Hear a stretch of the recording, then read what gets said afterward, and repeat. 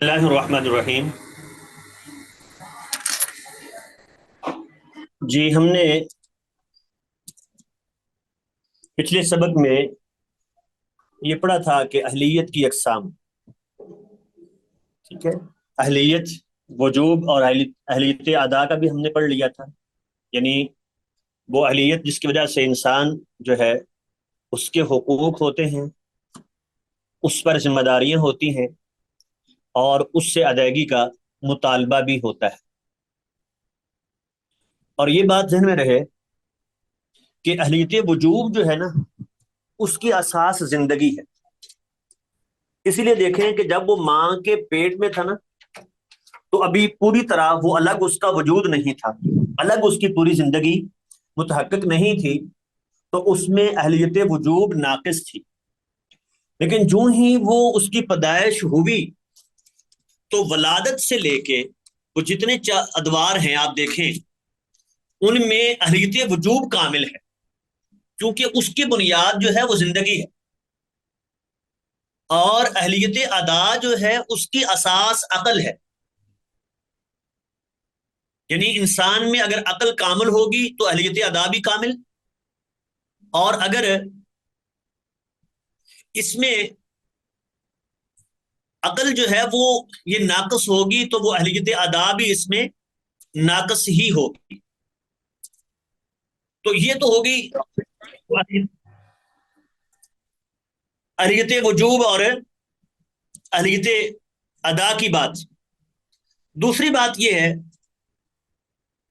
کہ ایک بار بعض اوقات یہ ہوتا ہے کہ یہ اہلیت ثابت ہونے کے بعد کوئی ایسے عارضے لاحق ہو جاتے ہیں کہ جن کی بنا پر کچھ اثرات پیدا ہوتے ہیں، وہ اہلیت جو ہے وہ زائل ہو جاتی ہے، اہلیت ختم ہو جاتی ہے. تو وہ عوارض، وہ رکاوٹیں جو اہلیت کو ختم کر دیتی ہیں ان کی دو قسمیں. کچھ ہیں جن کو کہا جاتا ہے عوارض سماویہ،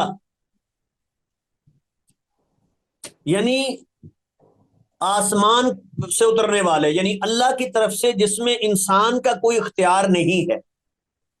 ایسے عوارض آتے ہیں جن کی بنا پر اہلیت نہیں رہتی.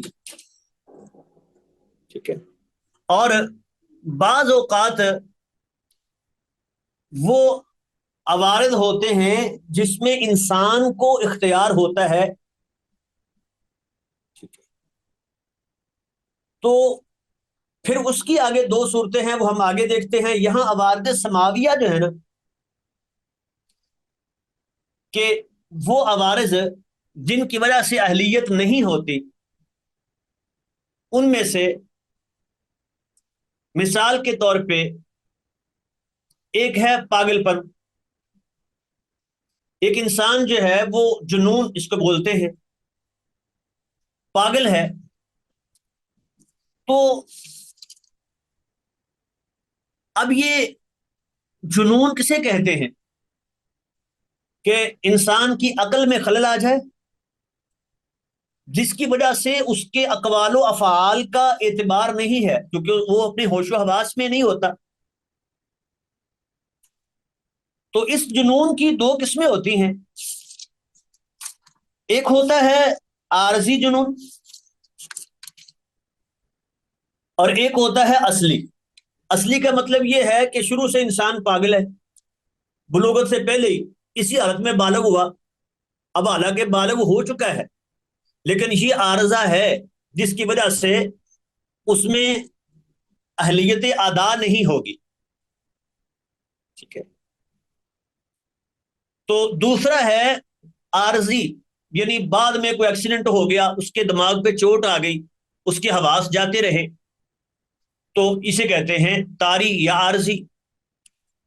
دونوں صورتوں میں اگر کسی انسان میں جنون پایا جائے تو اس میں اس کی اہلیت وجوب تو رہتی ہے، کیونکہ ابھی ہم نے بات کی کہ اہلیت جنون وجوب کا تعلق ہے زندگی سے.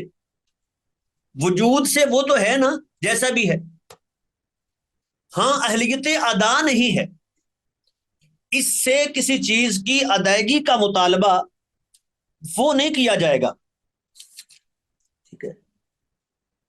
ہاں ایک سوال اور ہے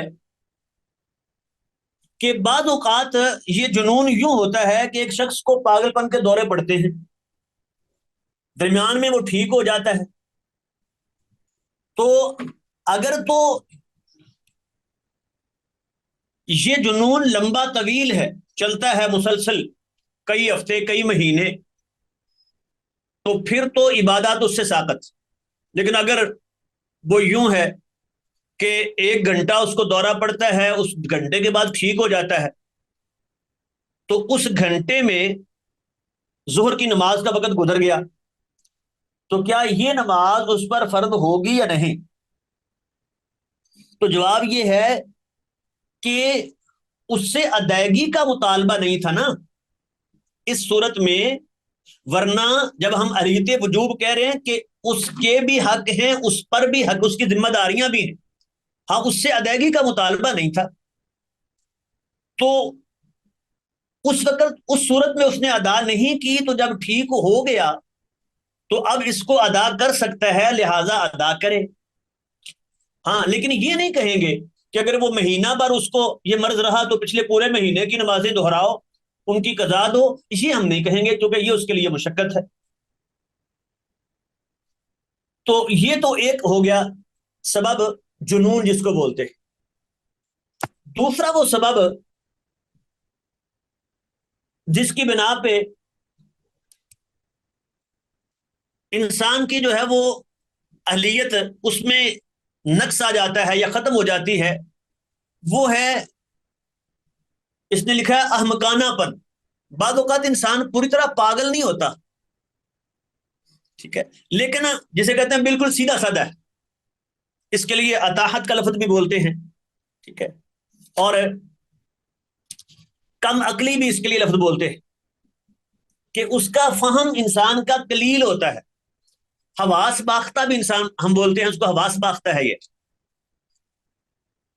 کہ ویسے انسان جو ہے وہ بالکل پاگل نہیں ہے، لیکن بالکل سیدھا سادہ، جس کو کسی چیز کا جو ہے وہ نہ اس کی بات میں کوئی سمجھداری ہوتی ہے اور نہ اس کے کوئی اقوال افعال میں ایسا ہوتا ہے۔ تو اس احمقانہ پن کی یا کم عقلی کی بھی دو صورتیں، ایک صورت تو وہ ہے کہ یہ اتنی زیادہ ہو کہ انسان میں ادراک اور تمیز بھی نہ رہے، بالکل پاگلوں جیسا ہو جائے۔ تو اگر تو یہ پاگلوں جیسا ہو گیا تو حکم بھی پاگل والا ہی ہے، جس میں اہلیت وجوب اس کی رہے گی کامل، اور اہلیت ادا جو ہے وہ اس میں نہیں ہوگی، اس سے کسی چیز کی ادائیگی کا مطالبہ نہیں ہوگا۔ وہ نماز نہیں پڑھتا، ٹھیک ہے، اس پر فرض نہیں ہے، یعنی اس سے ادائیگی کا مطالبہ ہی نہیں ہے۔ دوسری شکل یہ ہے کہ اس کی عقل میں فطور تو ہے، لیکن اتنا نہیں ہے کہ ادراک اور تمیز ہی نہ رہے،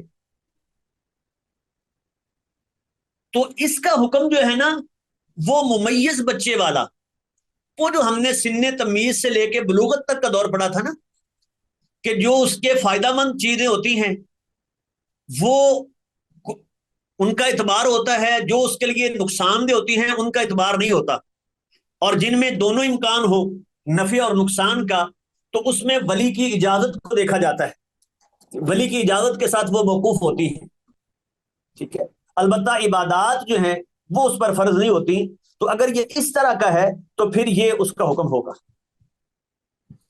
تو یہ کم عقلی کی شکل میں ہم نے بتا دیا کہ اگر تو یہ اتنی زیادہ ہے کہ وہ پاگل پن کی حد تک ہے تو پھر حکم پاگل پن والا، اگر اس حد تک نہیں ہے، کچھ نہ کچھ ادراک و تمیز اس کے ہے، لیکن جسے ہم کہتے ہیں نا مست ملنگ ہے، بالکل سیدھا سادہ، ٹھیک ہے، تو ایسی صورت میں اس کا حکم ہے وہ ممیز بچے والا ہے، جو پیچھے ہم ممیز بچے کی بات پڑھ چکے ہیں۔ اس کے بعد یہ تیسری چیز ہے کہ انسان بے ہوش ہو گیا، یہ بھی ایک سبب ہے، چونکہ اس میں انسان کی عقل نہیں رہی، تو بے ہوشی کی کیفیت میں انسان میں اہلیت ادا تو نہیں رہتی، کیونکہ ادائیگی کیسی کرے جب بے ہوش ہے، ہوش میں نہیں ہے، اس کی عقل کام ہی نہیں کر رہی، اور اہلیت ادا کے لیے عقل ضروری ہے، لیکن اہلیت وجوب اس میں قابل ہوگی، کیونکہ اہلیت وجوب ہم بار بار بات کر رہے ہیں کہ اس کا تعلق تو زندگی کے ساتھ ہے، وجود کے ساتھ ہے، زندہ ہے، وجود اس کا ہے نا، تو اہلیت وجوب ہے، اس کے حق ہیں، اور اس پر بھی ہیں جو لین دین کے معاملات ہیں، اس نے کسی کا نقصان کر دیا ہے مالی طور پہ، دینا پڑے گا اس کو۔ ہاں، اہلیت ادا جو خود اس نے ادا کرنا ہے، اس کی ذات سے ادائیگی کا مطالبہ وہ نہیں ہوگا۔ اور اب اگر یہ بے ہوشی ہے تھوڑی دیر کے لیے، 2-3 نمازیں اس کی قضا ہو گئی، تو وہ جب ہوش میں آئے گا تو پڑھے گا، اور اگر وہ وقفہ لمبا ہے تو پھر چونکہ جیسے ہے نا عذر کی صورت میں، وہ جمع تو انسان عذر میں بھی کر لیتا ہے، مسافر بھی کر لیتا ہے، تو یہ بھی ایسے ہی سمجھے کہ 2-4 نمازیں ہیں، 2 رہ گئی، 3 رہ گئی، پڑھ لے۔ لیکن اگر وہ اس سے زیادہ ہیں، بعض لوگ کہتے ہیں 5 سے زیادہ ہیں، تو لمبی ہو گئی، 4 دن بے ہوش رہا، 8 دن ہاسپٹل میں جو ہے وہ کومے میں چلا گیا، تو اب یہ لمبی ہوگی، تو اس پر کوئی چیز فرض نہیں ہے۔ اسی طرح وہ ہوش میں آیا ہی نہیں، کومے میں گیا، 2 گھنٹے بعد وفات ہو گئی، تو کوئی چیز اس پر فرض نہیں تھی۔ یہ نہیں کہ اس کی وہ نمازیں رہ گئی ہیں، اس کی قضائی دی جائے گی، نہیں، اس پر فرض ہی نہیں ہوئی، کیونکہ وہ اہلیت، وہ اس میں صلاحیت آئی نہیں ادائیگی کی۔ اور اگر وہ لمبی بے ہوشی ہو تو پھر اس سے اہلیت ادا ساقط ہے، وہ اس پر عبادات فرض نہیں ہوئی، وہ پچھلی جو نمازیں رہ گئی، جو روزے اس کیفیت میں گزر گئے وہ گزر گئے۔ یہ نہیں کہا جائے گا کہ پچھلے 2 سال تک جو ہے تم چونکہ کومے میں رہے ہو، 2 سال کے بعد تم ہوش میں آئے ہو تو 2 سال کے روزوں کی قضائی دو، ایسا نہیں کہا جائے گا۔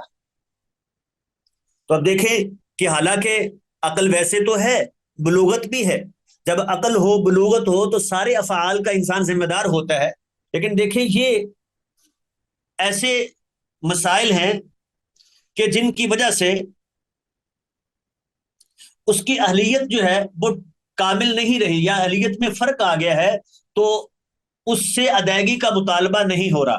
جی، یہ نورین بیٹا کچھ کہنا چاہتی ہیں، جی جی، بتائیے۔ مجھے استاد ایک سوال کرنا تھا جی ممیز کے حوالے سے، کہ جو جی جی آٹسٹک بچے ہوتے ہیں جب وہ بڑے ہونے لگتے ہیں، بلوغت کی عمر میں آتے ہیں، تو ان کو ہم ممیز میں کاؤنٹ کریں گے یا کیا؟ کیونکہ ہر جی جی آٹسٹک بچہ بلوغت سے دوسرے سے پہلے مختلف ہوتا 7 سال سے لے کے، جی جی 7 سال سے لے کے بلوغت تک، بلوغت سے پہلے یہ ممیز بچے، ٹھیک ہے، یعنی ان کے جو فائدہ مند افعال ہیں، ان کے لیے ان کا اعتبار ہے، جو ان کے لیے نقصان دہ ہیں ان کا اعتبار نہیں ہے، یہ کسی سے جا کے سودا کراتے ہیں، اس میں دونوں امکان ہو سکتے ہیں، اس میں ولی کی اجازت ہے، یہ کہتے ہیں میں اپنی فلاں زمین جو ہے وہ اس کا باپ فوت ہو گیا تھا، وہ ظاہری بات ہے وراثت میں اس کو حصہ مل گیا نا، یہ لکھ دیتا ہے میں نے فلاں کو دی، تو اس کا اعتبار نہیں ہوگا، ہمارے یہاں قانون بھی یہ ہے، بچے کا وہ اعتبار نہیں ہوتا۔ ہے؟ استاد میرا سوال یہ تھا کہ جو آٹسٹک بچے ہوتے ہیں نا، جن کو آٹزم ہوتا ہے، تو کیا ان کو بھی ہم ممیز میں کریں گے کہ وہ ممیز ہیں؟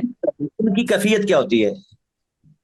استاد اس میں ہر بچے کی کیفیت ہر شخص کی مختلف ہوتی ہے، لیکن اس میں یہ ہوتا ہے کہ بچے کو سب پتہ ہوتا ہے، بہت ایسی چیزیں بعض اوقات ہوتی ہیں کہ ایک عام بندہ نہیں سوچ سکتا، لیکن بہت چھوٹی چیزیں بعض اوقات ان کی سمجھ میں نہیں آتی، جیسے ہم نے یہ جو کم عقلی، یہ جو ہم نے دوسرے رہا ہے نمبر یہ میں ساری چیزیں۔ کم عقلی، یہ جو کم عقلی پڑا ہے نا، تو اس میں یہی چیز پڑی ہے نا کہ بعض اوقات بالکل پاگل نہیں ہوتا، لیکن اس کو کوئی اچھے برے کی بالکل تمیز بھی نہیں ہوتی، بالکل سیدھا سادہ، ہم اس کو کہتے ہیں بست ملنگ، جس کو کسی چیز کی جو ہے وہ کوئی فکر نہیں ہے، کوئی اس کو پتہ نہیں ہے، تو اب ویسے اس کو کہیں وہ فلان چیز پکڑ کے لائے گا، اس کا مطلب اس کا دماغ کام کر رہا ہے، اسے کہتے ہیں یہاں بیٹھ جاؤ بیٹھ جائے گا، کھڑے ہو جاؤ کھڑا ہو جائے گا، اس کا مطلب ہے کہ ویسے تمیز تو ہے، لیکن اتنی نہیں ہے کہ وہ اپنے اچھے اور برے کو جو ہے وہ سمجھ سکے، وہ صحیح اور غلط کی تمیز کر سکے، اتنی نہیں ہے۔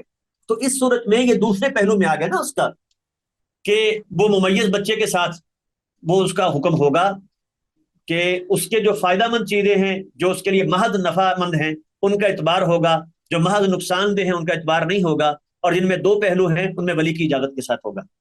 جی، یہ بات سمجھا گئی ہے؟ جی استاد۔ ٹھیک ہے، تو یہ ہم پڑھ چکے ہیں 3 چیزیں، کہ بے ہوشی بھی ہو گئی، تیسری چیز ہے یہ یہاں چھٹی چل رہی ہے، وہ کچھ چیزیں جو ہے نا وہ انہوں نے لکھی ہیں جو ضرورت نہیں تھی زائد، یہ جیسے شگر سنی بھی وہ انسان کے اس میں تو مکلف ہی نا، اہلیت ادا اس میں ادا ہے ہی نہیں، اس لیے میں اس کو چھوڑ دیا میں نے، یہ جو عدم بلوغ لکھ دیا میں نے اس لیے چھوڑ دیا کہ وہ ہو چکا ہے، اس میں تو اہلیت ادا ہے ہی نہیں نا، اس میں اگر وہ سن تمیز والا ہے یہ عدم بلوغ والا تو وہ ہم کر چکے ہیں کہ جس میں وہ ابھی اہلیت ادا ناقص ہوتی ہے اس میں، وہ بات ہو چکی ہے جی۔ یہ اگلی چیز ہے، چوتھی چیز نسیان، کبھی انسان بھول جاتا ہے، ٹھیک ہے؟ تو اب جب یہ بھول گیا، یہ ایسا عارضہ ہے بھولنا کہ اس میں یہ نہیں ہے کہ اس کی حرکت وجوب یا ادا جو ہیں ختم ہو جاتی ہے، حرکت وجوب بھی ہے اور حرکت ادا بھی ہے، لیکن یہ ہوتا ہے کہ جب اس کو یاد نہیں ہے کہ یہ میری ذمہ داری ہے میں نے ادا کرنی ہے، تو اس وقت یہ اللہ کا جو حق ہے نا تو اس میں چھوڑنے کی وجہ سے گناہ گار نہیں ہوگا۔ مثلا نماز اس سے رہ گئی بھول کی وجہ سے، تو وہ جو حدیث ہے من ناسی عن الصلاۃ او ناسی من نام عن الصلاۃ او نسیها فلیصلیها اذا ذکرها فانما هو وقتها، جو نماز سے سویا رہ گیا یا بھول گیا تو وہ جب یاد آئے تب پڑھ لے، اس کا وہی وقت ہے، تو یہ نہیں ہوگا کہ اس کی نماز لیٹ ہو گئی ہے یا گناہ گار ہے، یہ گناہ گار نہیں ہے۔ تو نسیان کی صورت میں جو حقوق اللہ ہے نا ان میں ایک پہلو تو یہ ہوتا ہے کہ یہ اس پر گناہ گار نہیں ہوتا، صرف اتنی بات، باقی ان کی ادائیگی اس نے کرنا ہے، لیکن اس حال میں جیسے نماز ہے اس سے رہ گئی تو یہ اس کو چھوڑنے کی وجہ سے گناہ گار نہیں ہے، بعد میں کر لے گا، یہ نہیں کہ ختم ہی ہو گئی، ادائیگی کرنا پڑے گی۔ اور حقوق العباد اگر ان میں بھول جاتا ہے تو یہ بھولنا جو ہے اس کے لیے دلیل نہیں ہوگا، حقوق العباد کی ادائیگی تو جو ہے اس کو کرنا ہی پڑے گی۔ مثال کے طور پہ یہ بھول گیا ہے اور بھول میں کسی کا نقصان کر دے کہ جی میں نے ہاتھ میں کچھ چیز پکڑی ہوئی تھی، کسی نے پکڑائی یہ چیز کہ ذرا پکڑنا، اور یہ کہتا ہے جی میں تو وہ ایسے متوجہ کسی اور طرف ہو گیا تو میں تو بھول ہی گیا تھا کہ میں نے ہاتھ میں کچھ چیز پکڑی ہے، دکان پہ کھڑا ہے تو جی میں تو فلاں طرف میری توجہ اتنی زیادہ ہوگی میں بھول ہی گیا کہ میں فلاں چیز کے ساتھ کھڑا ہوں، اس کو میں نے ہاتھ مارا، وہ چیز ٹوٹ گئی۔ تو اب یہ نہیں ہوگا کہ بس یہ بولنے کی وجہ سے ہے، نہیں، مالی جو معاملات ہیں اس کی ادائیگی اس کو کرنا ہوگی، ٹھیک ہے؟ البتہ صرف ایک فائدہ ہوگا نا اس کو کہ اس میں یہ گناہ گار نہیں ہے۔ اور اسی طرح بعض دفعہ یہ ہوتا ہے کہ عبادات میں مثلاً وہ عبادات میں اگر اس سے بھول ہو گئی، جیسے روزہ ہے اس میں یہ بھول گیا، اس نے کھا بھی لیا، اس کا روزہ نہیں ٹوٹا، وہ عبادت اس کی ضائع نہیں ہوئی، ورنہ عام حالات میں اس کی ضائع ہو جاتی۔ تو بس یہ فرق ہے، ورنہ یہ نہیں ہے کہ اس میں اہلیت وجوب نہیں رہے گی یا اہلیت ادا نہیں رہے گی، دونوں رہیں گی، بس اس شکل میں اس وقت اس نے جو ادائیگی نہیں کی تو اس پر یہ گناہ گار نہیں ہوگا۔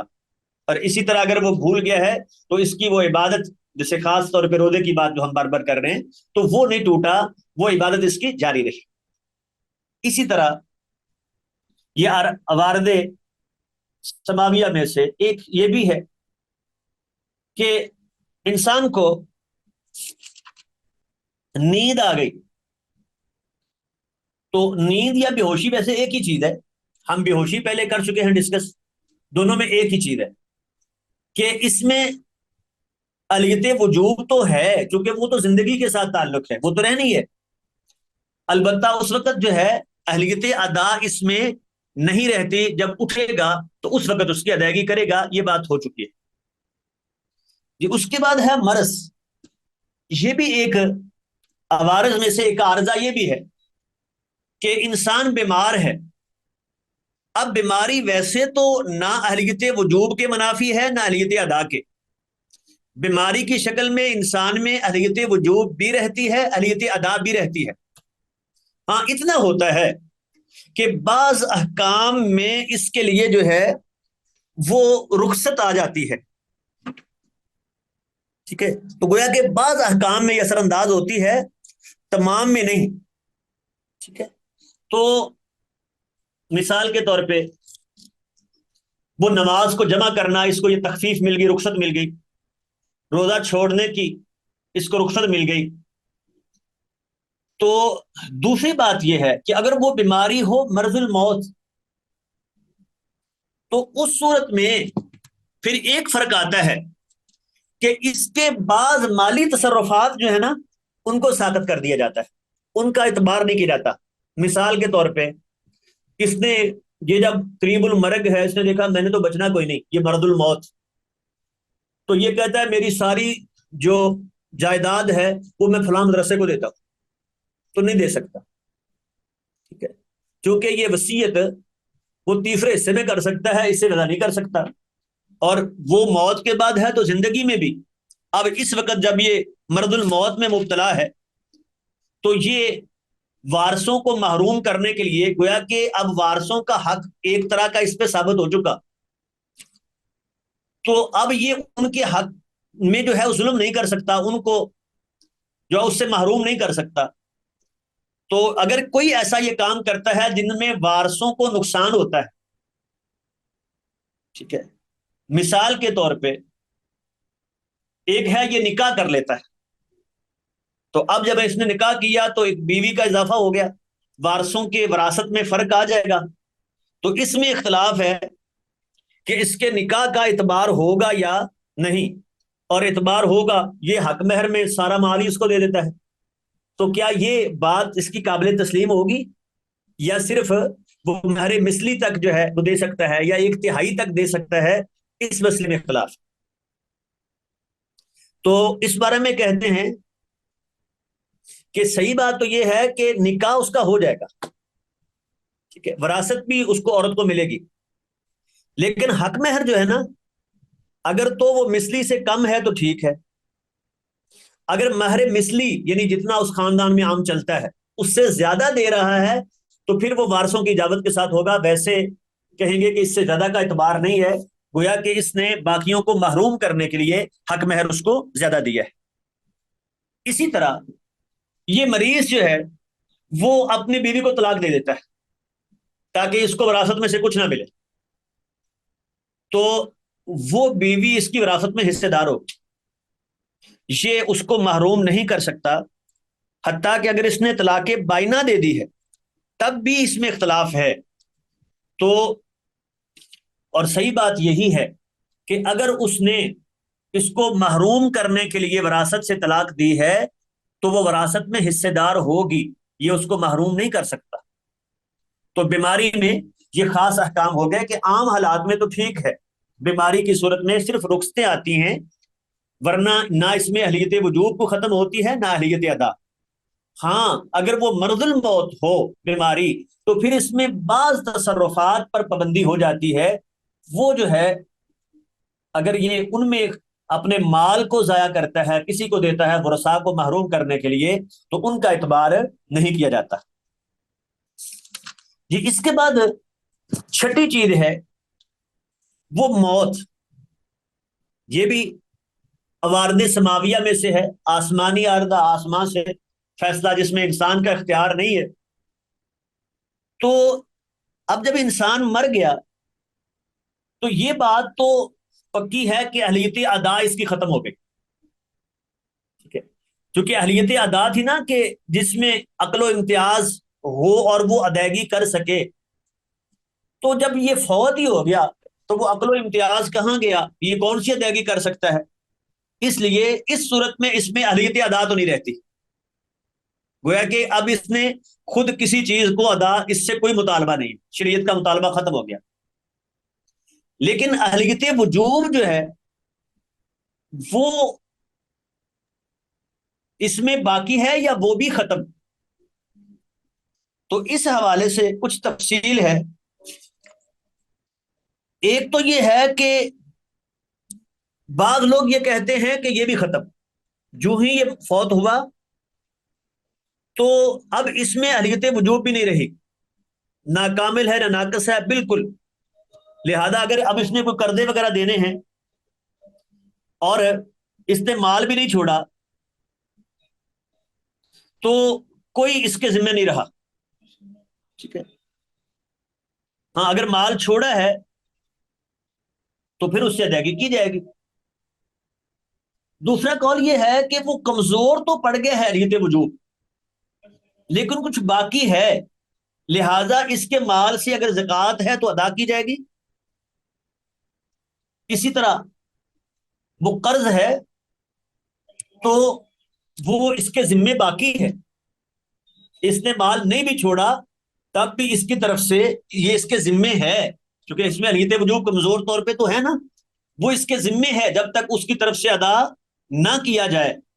وہ جیسے اللہ کے نبی وہ جنازہ نہیں پڑھاتے تھے. اور تیسرا قول یہ ہے کہ نہیں، میت کا ذمہ جو ہے نا وہ باقی رہتا ہے. اب اس کے حقوق ختم ہو گئے، ذمہ اگر کوئی ہے تو وہ باقی ہے. یعنی ایک قول یہ تھا کہ ذمہ بھی ختم، حقوق بھی ختم. ایک قول یہ تھا کہ وہ کمزور پڑ گیا ہے. ٹھیک ہے، یعنی اس میں اس کے حقوق تو ختم ہو گئے اور جو اس کی ذمہ داری ہے وہ کمزور پڑ گئی. اور یہ تیسرا قول ہے کہ اس کا ذمہ مکمل باقی ہے، کوئی کمزور کوئی نہیں ہے. لہذا قرض جو ہے اگر یہ فوت ہو گیا تو اس کے ذمے باقی ہے، اور وہ اس کے ترکہ میں سے ادا کیا جائے گا، اور اس نے نہیں چھوڑا تب بھی اس کی طرف سے اس پر یہ مطالبہ باقی رہے گا، اس کی طرف سے ادائیگی کی جائے گی. تو یہ ہیں جی، اسے کہتے ہیں عوارض سماویہ. یہ 6 ہیں اصل میں، کہ ان کے آنے سے اہلیت وجوب میں تو کوئی فرق نہیں پڑتا، صرف یہ موت کی صورت میں اہلیت وجوب ختم ہو جاتی ہے. باقیوں میں جہاں فرق پڑتا ہے وہاں اہلیت ادا میں پڑتا ہے، یا تو وہ ناقص ہو جاتی ہے، ٹھیک ہے، یا وہ سرے سے ختم ہو جاتی ہے. اس کے بعد یہاں اس نے جو حید و نفاس لکھا ہے تو یہ بھی ایسا عارضہ ہے کہ جس میں اہلیت وجوب بھی رہتی ہے، اہلیت ادا بھی رہتی ہے. ہاں بعض احکام میں تبدیلی آتی ہے، وہ کیا ہے؟ نماز اور روزہ. ٹھیک ہے، وہ نماز نہیں پڑھ سکتی، ان دنوں میں روزہ نہیں رکھ سکتی، بعد میں قضائی دے گی. تو باقی جتنے سارے معاملات ہیں، ادائیگی کے معاملات ہیں، حقوق العباد سے تعلق ہے تاکہ حقوق اللہ کے معاملات باقی ہیں وہ سارے کرے گی. تو حقوق العباد ہیں وہ تو اس نے ادا کرنے ہی کرنے ہیں. تو حید اور نفاس میں اور کوئی فرق نہیں آتا. اس کے بعد جی عوارض ہیں جنہیں کہتے ہیں عوارض ارضیہ، یا کہا جاتا ہے کہ وہ عوارض جو انسان خود پیدا کرتا ہے، جو انسان کے اختیار میں ہوتے ہیں.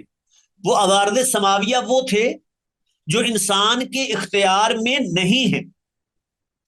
تو ہم نے دوہرا دیا کہ وہ 6 بنتے ہیں. ویسے یہاں کتاب میں جو ہیں وہ 11 لکھے گئے ہیں. وہ 11 یوں لکھے ہیں کہ ایک صغر سنی، چھوٹی عمر کا ہونا، کیونکہ ہم نے بیان کر لیا تھا اس لیے ہم نے اس کو بیان نہیں کیا. دوسرا سن تمیز سے بلوغت تک، یہ تو فلیت جس کو کہہ دیا ہے، یہ بھی ہم بیان کر چکے تھے.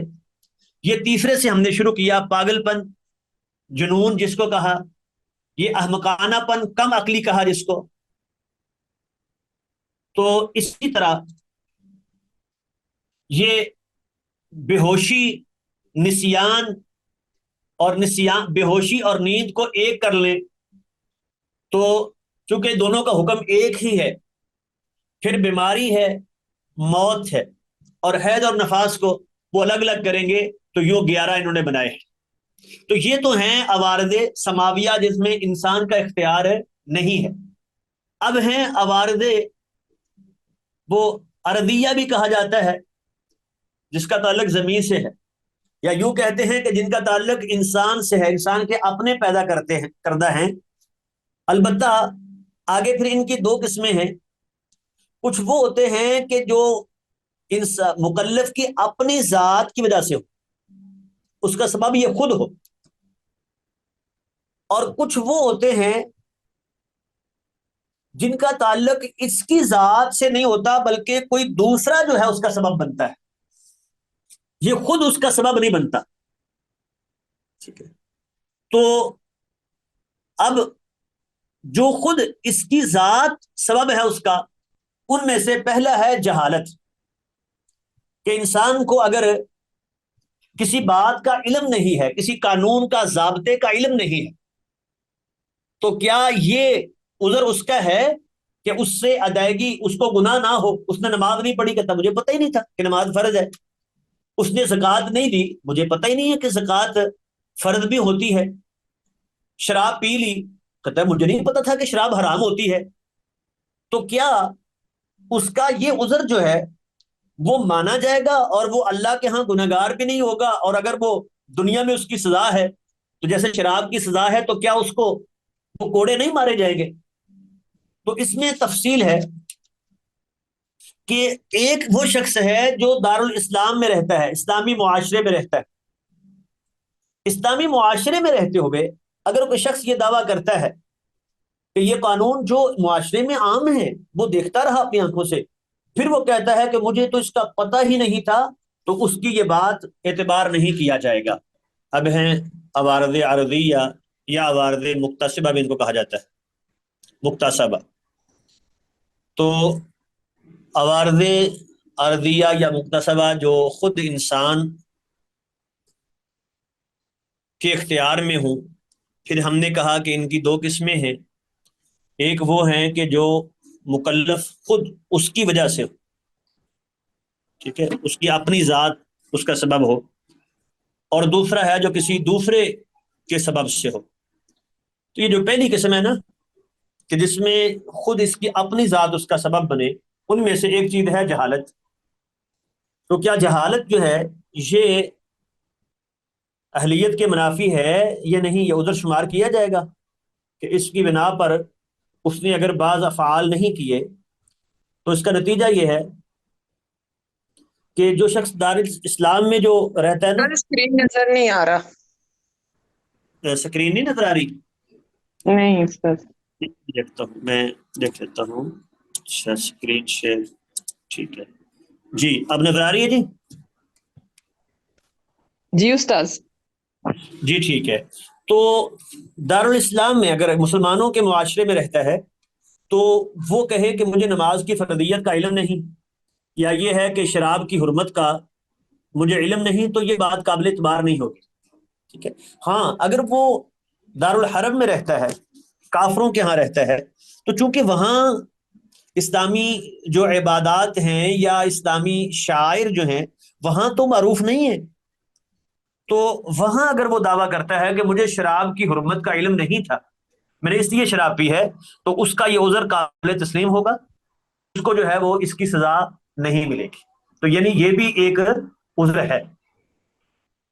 اس کے بعد دوسری چیز ہے نشہ، کہ یہ بھی ایک عذر ہے کہ ایک انسان نے جو ہے وہ نشہ کر لیا، تو نشے کی صورت میں کیا اہلیت وجوب اور اہلیت ادا سے ساقط ہو جائیں گی؟ تو جواب یہ ہے کہ نشہ پہلے تو دو طریقے سے ہے. ایک یہ ہے کہ اس نے مباح طریقے سے، یعنی اپنی جان بچانے کے لیے اس نے نشہ کیا، مر رہا تھا بھوک سے یا پیاس سے، تو اس کے پاس اور کچھ نہیں تھا اور شراب کے دو گھونٹ تھے، اس نے پی لیے. تو یہ ہے حاجت اور ضرورت کی وجہ سے. تو ایسی صورت میں اس کی عقل تو چلی جائے گی، جب نشہ پیے گا تو بے ہوش تو وہ ہو گیا، عقل اس کی جاتی رہی. تو اس صورت میں یہ اس کا نشہ پینا جو ہے وہ درست تھا، اس کے لیے حلال تھا. اور اس صورت میں اس کا حکم وہی ہے جو پیچھے ہم پڑھائے ہیں بے ہوش شخص کا، یا وہ نیند کی شکل میں ہم پڑھا ہے نا، کہ اس صورت میں اہلیت وجوب تو کامل رہتی ہے، اہلیت ادا اس وقت اس سے ادائیگی کا مطالبہ نہیں ہوتا، جب ہوش میں آئے گا تو مطالبہ ہوتا ہے، تو ویسے ہی رہے گی. اگر لمبا ہو گیا تو پھر وہ فرائض ساقط ہوتے ہیں، حقوق العباد ادائیگی کرنا ہوتی ہے، یہ بات پیچھے گزر گئی. دوسرا طریقہ ہے کہ اس نے حرام طریقے سے نشہ پیا، اپنے جو ہے چسکے کے لیے اس نے شراب پی یا اسی طرح کی، تو اس صورت میں کیا اس کے قولی فعلی تصرفات ان کا اعتبار ہوگا یا نہیں ہوگا؟ مثال کے طور پہ قولی اگر افعال کی اقوال کی بات کریں اگر، تو اگر یہ طلاق دے دیتا ہے تو کیا طلاق ہو جائے گی یا نہیں؟ کیونکہ یہ تو نشے میں ہے۔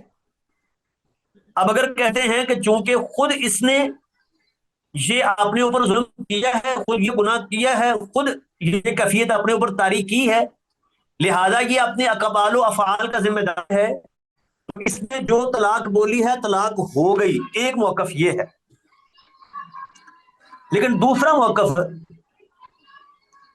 جو امام ابن قیم رحمۃ اللہ علیہ، امام احمد ابن حنبل رحمۃ اللہ علیہ اور دیگر نے بیان کیا ہے وہ یہ ہے کہ اگرچہ وہ گناہ ہے اس کا، وہ گناہ اپنی جگہ پر، لیکن اس کے اقوال کا اعتبار نہیں ہوگا، اس کا شرعی اثر جو ہے وہ نہیں آئے گا۔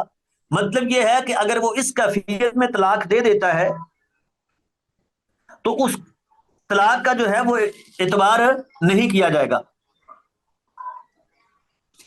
اور دوسری صورت جو ہے اس کے افعال کی ہے، تو افعال میں جو افعال تو بندوں کے حقوق سے تعلق رکھتے، مثال کے طور پہ نشے کی حالت میں کسی کا نقصان کر دیتا ہے، اس نے گاڑی جو ہے وہ ٹھوک دی، اب دوسرے کا نقصان کر دیا، تو یہ سب کے ہاں ہے کہ جو مالی نقصان ہے ان کا مواخذہ ہوگا، وہ اسے ادا کرنے ہوں گے۔ یہ نشے کے حوالے سے یہ بات آ گئی کہ اس کے اقوال کا اعتبار ہوگا یا نہیں۔ اس کی ہم نے ایک مثال دی ہے طلاق کی، تو اس میں دو موقف موجود ہیں، اور صحیح بات یہ ہے کہ اس کا اعتبار نہیں ہوگا کیونکہ اس کا گناہ اپنی جگہ پہ، لیکن اس حالت میں وہ جو قول کہہ رہا ہے وہ طلاق دے رہا ہے کیونکہ اس کو پتہ ہی نہیں ہے، وہ اس کی نیت و ارادہ ہی نہیں ہے، اور اعمال تو نیت و ارادے سے ہوتے ہیں نا، اس کا ارادہ تو ہے ہی نہیں، تو اس لیے اس کا اعتبار نہیں کیا جائے گا۔ اور افعال میں اگر کوئی مالی نقصان کرتا ہے تو اس کا مواخذہ ہوگا، وہ اسے ادا کرنا ہوگا۔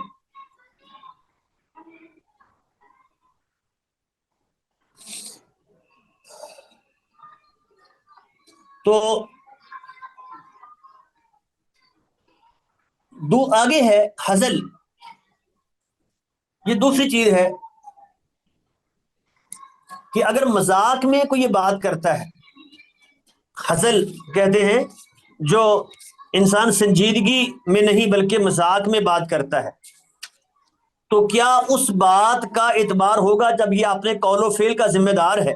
ہم پیچھے پڑھ آئے ہیں کہ انسان جو ہے وہ اپنے اقوال و افعال کا ذمہ دار ہے، اس پہ اثرات اس پر مرتب ہوتے ہیں جب یہ اس میں اہلیت مکامل ہو تو کیا ہزل کی صورت میں، مذاق کی صورت میں بھی یہ اپنے اقوال و افعال کا ذمہ دار ہے؟ تو جواب یہ ہے کہ ویسے تو ہزل جو ہے مذاق نہ اہلیت وجوب کے منافی ہے نہ اہلیت ادا کے، لیکن اس کے جو فرق پڑے گا وہ تصرفات تین طرح کے ہیں۔ ایک تو ہیں اعتقادات، عقیدے میں اگر یہ مذاق کے ساتھ بھی کلمہ کفر کہتا ہے تو مرتد ہو جائے گا، وہاں مذاق نہیں ہو سکتا کہ میں نے تو مذاق میں کہا تھا، یہ مذاق نہیں ہے۔ دوسرا ہے اخبارات، یعنی کوئی بات کرتا ہے تو وہ کوئی بات تسلیم، میں نے ایسا کیا، میں نے ایسا نہیں کیا، اور وہ مذاق کر رہا ہے، تو مذاق کی صورت میں اس کے اقرار کی کوئی حیثیت نہیں۔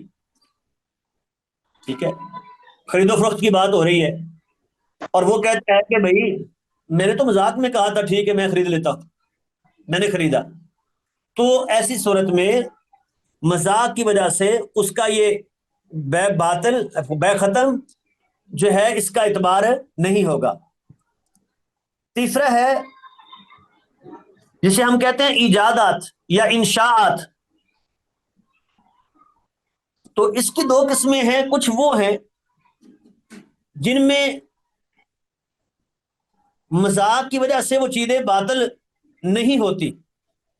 وہ جو اللہ کے نبی نے فرمایا تھا سلاسن جدہن جد وہزلہن جد. اب ایجاد نئی چیز، اس نے کیا نیا کام کیا ہے نا، انشاءات، نکاح کیا، اس کے بعد کہتا ہے میں نے تو مذاق میں کیا تھا. تو سلاسن جدہن جد وہزلہن جد، کوئی اعتبار نہیں. طلاق اس نے کہہ دیا لفظ طلاق دیتا ہوں میں، بعد میں کہتا ہے میں تو مذاق کر رہا تھا، تو کوئی اعتبار نہیں ہے. یہ ایجادات میں یہ وہ پہلو ہے کہ یہ چیزیں مذاق سے بھی باطل نہیں ہوں گی. اور دوسری ہے کہ جو مذاق کی وجہ سے جو ہے وہ چیزیں باطل ہو جاتی ہیں، ان کا اعتبار نہیں ہوتا. تو یہ آ گئی، یہ خرید و فروخت اور اجارہ وغیرہ، یہ ان چیزوں کا اعتبار نہیں ہوگا. تو گویا کہ مذاق کی صورت میں اعتقادات میں مذاق درست نہیں ہے. وہ مذاق میں بھی کہتا ہے تو اعتبار ہوگا. خبر جو ہے، یعنی کوئی اقرار کرتا ہے کہ میں نے فلاں سودا لیا تھا، میں نے یہ کام کیا تھا، نہیں کیا تھا، تو بعد میں کہتا ہے میں تو مذاق کر رہا تھا، اور وہ بات واضح ہے اس کا مذاق. تو ایسی صورت میں اس بات کا اعتبار نہیں ہوگا کہ جی اس نے تو بے خود اقرار کیا ہے کہ میں نے بے کی تھی، بعد میں وہ کہتا ہے میں تو مذاق کر رہا تھا. اور انشاءات میں دو صورتیں ہیں. کچھ وہ ہیں جن میں مذاق مؤثر ہوتا ہے، یعنی پھر ان چیزوں کا اعتبار نہیں ہوتا. جیسے یہ خرید و فروخت کی بات، ایک ہے خبر دینا، ایک ہے کرنا. پیچھے بات آئی تھی خبر دینے کی، خبر دیتا ہے کہ میں نے بیچی، میں نے خرید لی. یہاں کہتا ہے میں آپ سے خریدتا ہوں، یہ آج سے موٹر سائیکل جو ہے یہ میں آپ سے خریدتا ہوں. کتنے کی؟ 1,00,000 روپے کی. ٹھیک ہے، اور یار میں تو مذاق کر رہا ہوں. اب بعد میں مذاق میں بات لے گیا کہ میں تو مذاق کر رہا تھا، میں نے تو حقیقی خریدنا میرا مقصود نہیں تھا. تو ظاہری بات ہے اب یہ بے نہیں ہوئی، یہ اجارہ اس کا نہیں ہوا.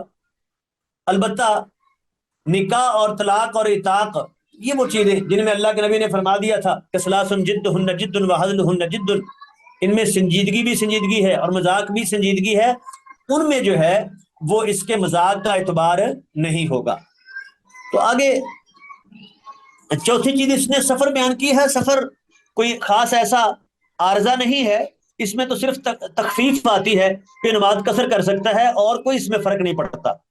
ہاں خطا کی بات کر لیں کہ انسان بعض اوقات جو ہے خطا کہتے ہیں جو عمد کے مقابلے میں ہوتا ہے، کہ ایک انسان جو ہے ایک کام عمدن نہیں کرتا، اس سے ہو جاتا ہے. جیسے یہ ہمارے ہاں معروف ہے کہ صفائی کر رہا تھا، پسٹل کی گولی چل گئی، بندہ مر گیا.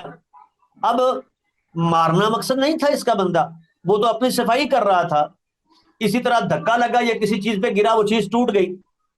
یہ ایکسیڈنٹ ہو جاتے ہیں تو کسی کا جان بوجھ کے گاڑی مارنا تو مقصود نہیں ہوتا نا. تو جو عمد کے مقابلے میں ہوتا ہے یہ خطا کہلاتا ہے. تو یہ خطا جو ہے جو انسان عمدن نہ کرے بات، ٹھیک ہے، لیکن خطاً اس سے ہو جائے، تو اس کا کیا حکم ہے؟ ویسے تو یہ دونوں اہلیتوں کو منافی نہیں ہے، نہ وجوب کے نہ ہی یہ ادا کے، لیکن بعض چیزوں میں یہ خطا مؤثر ہوتی ہے. مثال کے طور پہ مفتی جو ہے وہ فتویٰ دیتا ہے، اس میں غلطی کرتا ہے، تو اس بنا پر وہ گنہگار نہیں ہوگا. ٹھیک ہے، اس سے غلطی ہو گئی. اسی طرح وہ قبلہ جو ہے، ایک انسان نے سمجھا کہ قبلہ اس طرف ہے، غلطی سے اس طرف منہ کر کے نماز پڑھ لی، نماز اس کی ہو گئی. یہاں خطا چونکہ خطا ہے. اسی طرح اس سے یہ جو نقصان ہو گیا، میں نے بھی مثال دی ہے کہ گولی چل گئی، بندہ قتل ہو گیا، تو اس سے مجھ سے قصاص نہیں لیا جائے گا. یہ قتل خطا جیسے قرآن مجید میں ہے، اس کی عدت، اس کی جو ہے وہ بیان ہو گیا ہے کہ دیت کیا ہے، تو دیت اس سے لی جائے گی. مالی نقصانات اس سے پورے کرنا ہوں گے. یہ نہیں کہ مالی نقصان بھی نہیں ہوگا. ہاں اللہ کے ہاں یہ گناہگار نہیں ہے کیونکہ اس نے عمدن وہ کام نہیں کیا، غلطی سے اس سے ہو گیا ہے، لیکن مالی معاملات میں یہ ذمہ دار ہیں. اگر خطأ کوئی نقصان ہو جاتا ہے وہ اس کو پورا کرنا ہوگا. اس کے بعد ہے جی اکراہ، زبردستی. ایک انسان جو ہے جبرن اس سے کوئی کام کروایا جاتا ہے تو کیا اس کام کا اعتبار ہوگا؟ اس صورت میں ہم کہیں گے وہ اپنے اقوال و افعال کا ذمہ دار ہے، اس کے اثرات مرتب ہوں گے. تو اکراہ جو ہے زبردستی، اس میں پہلے تو یہ ہے کہ زبردستی متحقق ہونے کے لیے 3 شرطیں ہیں. پہلا شخص یہ ہے کہ جو دھمکی دے رہا ہے نا شخص، واقعہ ہی وہ جو دھمکی دے رہا ہے وہ پوری کر بھی سکتا ہو. اگر اس کو پتا ہے نا کہ یہ پوری کر ہی نہیں سکتا تو پھر اس کے لفظوں کا کوئی اعتبار نہیں ہے. دوسرا، وہ دھمکی بھی بڑی ہو، کسی کو جان سے مارنے کی دھمکی، ٹھیک ہے، یا اس کے کوئی ٹانگ کاٹنے کی، عضو کاٹنے کی دھمکی. اگر وہ دھمکی دیتا ہے میں تم سے بولوں گا نہیں، دھمکی دیتا ہے میں تمہاری موٹر سائیکل توڑ دوں گا، تو یہ دھمکی ایسی نہیں ہے کہ جس کی بنا پر جو ہے یہ کسی حرام کا ارتکاب کرے اور ہم کہیں کہ اس کا اعتبار نہیں ہے. اور تیسری بات یہ ہے کہ جس کو دھمکی دی جا رہی ہے وہ واقعہ ہی اس سے خوف زدہ ہو جائے، اسے خدشہ ہو کہ اگر میں اس کی بات نہیں مانوں گا تو یہ مجھے وہ نقصان پہنچا دے گا، وہ واقعہ ہی خوف زدہ ہو. یہ 3 چیزیں اگر پائی جائیں تو پھر اکراہ بھی ایک عذر ہے. اور اکراہ کی 2 قسمیں ہیں، کامل اور ناقص. کامل یہ ہے کہ جس میں اس کی جان یا عضو جانے کا اندیشہ ہو، اور ناقص یہ ہے کہ مال یا کوئی مار پیٹ کا اندیشہ ہو. تو ایسی صورت میں زبردستی اگر کسی سے اقوال کوئی بات کہلوائی جائے تو ان اقوال کا اعتبار نہیں ہے، ٹھیک ہے. تو مثلا یہ کلمہ کفر کہتا ہے، اسی طرح زبردستی جو ہے وہ اس سے طلاق دلوائی جاتی ہے کہ طلاق دو ورنہ ہم تجھے قتل کر دیں گے، اور یہ مجبوراً جو ہے اپنی جان بچانے کے لیے یہ طلاق کا لفظ بول دیتا ہے، تو اس کا اعتبار نہیں ہے، وہ طلاق صحیح بات ہے نہیں ہوگی. اگرچہ بعض لوگ کہتے ہیں کہ ہو جاتی ہے لیکن یہ بات درست نہیں ہے. تیسری چیز یہ ہے کہ